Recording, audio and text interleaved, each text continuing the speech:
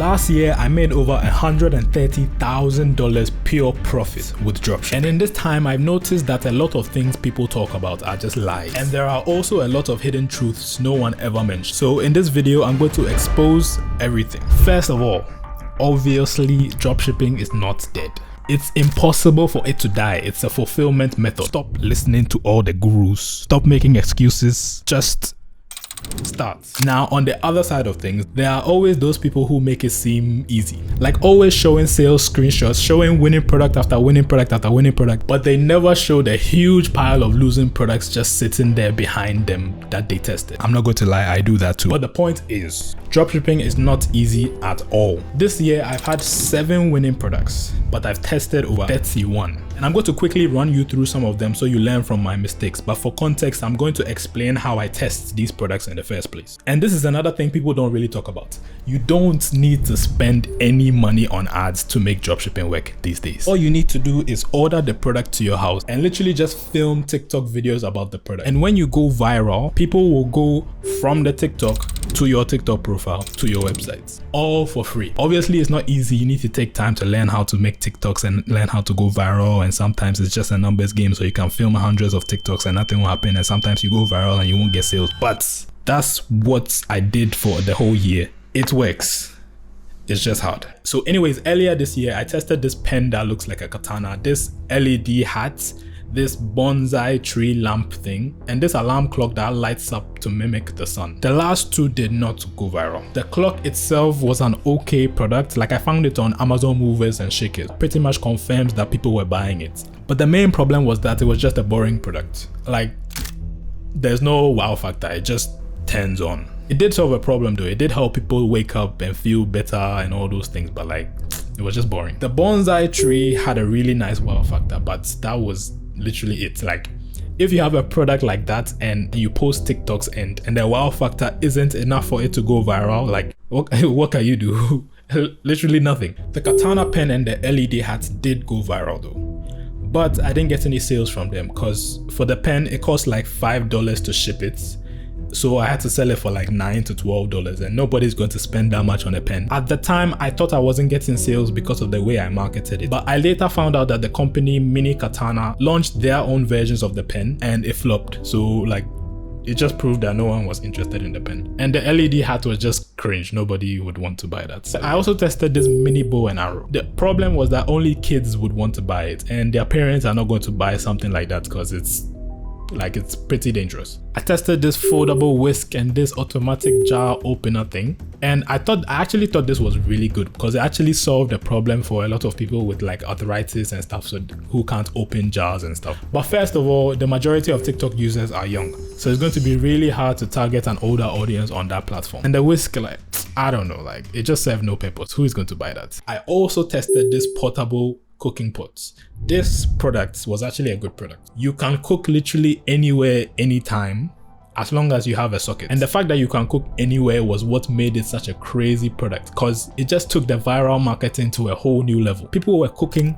full lobsters in their bed. And I went viral with it, but my mistake was that I showed the product in a bad light. So I intentionally left chicken uncooked just for controversy. But even though later on I cooked it, it still gave people the idea that the product does not work at all. So from like 2 million views, I only did like $600 in sales, which is pretty low. Though if I kept going, I probably would have made a serious bag from this product, but like the cooking was just like stressful, so I just stopped. This was another product, portable washing machine. Went viral, perfect controversy, perfect everything, 0 sales. It was too expensive and the people I was targeting were broke university students, so they couldn't buy the product. One more product was the silent basketball. In theory, it sounds like a really good product. A lot of people play basketball, so there is a huge, easily accessible audience. And it's silent, so you can practice your skills indoors. Like, who wouldn't want that? But it's foam, like nobody wants to play with soft balls. Someone made a bag with it though, so people still bought it, but I didn't make a lot of sales with it, even though I went viral. And it was probably because of the way I marketed it. Does it need batteries?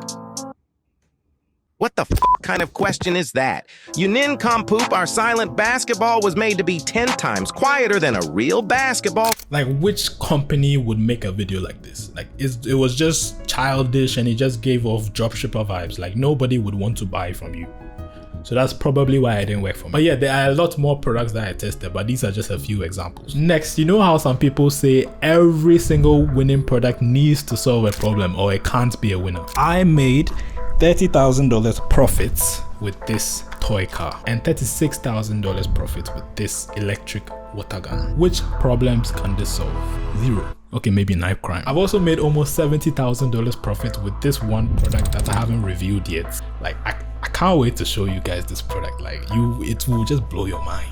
But the point is, the product solved literally zero problems. And before I talk about the most important criteria, I need to mention this. So the 70K product video was supposed to come out instead of this one, but I'm still testing it, so I can't release it. And to scale that product, I used creators and affiliates, and I managed everything through an app called UpPromote. So basically, if you are looking for a way to set up affiliate links or coupon codes or something so that other people can advertise your product for you and then they get a percentage of the sale or a commission, then check them out. It makes life really easy. You can choose whatever percentage you want. You can see which affiliates brought what amount and everything. Out of $145,000 in sales, 62,000 came from affiliates. Yeah, so the link for UpPromote will be in my description.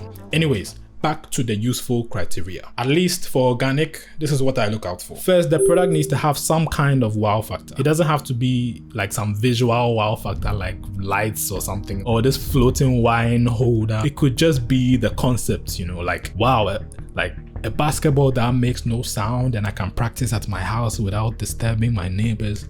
Wow. Like, visually it's just a basketball, but the concept just makes people go like, wow. Like, you get the idea. And second, instead of solving a problem, the product needs to provide some kind of value to the customer. I know it's kind of vague, but like, this toy water gun had both. An electric water gun that looks like a Glock and shoots really powerfully. I can show this to my friends and they will think I'm cool, and I will have a lot of fun shooting with my friends. Those are my two major criteria. There are a lot more and I'll just list them on the screen, but like, most of them are just logistics stuff. Next, and this one might be a bit controversial, but the way your website looks doesn't matter. This website is not very likely to have a significant conversion rate increase as compared to this website. In fact, it might actually be lower because all the fancy custom features and everything that you add to it will just make the website slower, and nobody wants to wait 10,000 years on a website. They will just click off. This is what matters. High quality product images or a GIF that shows the product in use. Simple 6th grade reading level text or copy that explains what the customer is going to get or benefits by buying your product. Not AliExpress copy and pasted descriptions. They look like a scam. High quality, realistic sounding review, which is arguable. I've not personally done my own split test, but no one cares. And also things that increase your average order value, meaning things that will make each customer spend more money on your website. Things like bundles, volume discounts, and pre and post purchase upsells. Also, the action buttons need to be easy to find. Add to cart, checkout, buy now, simple.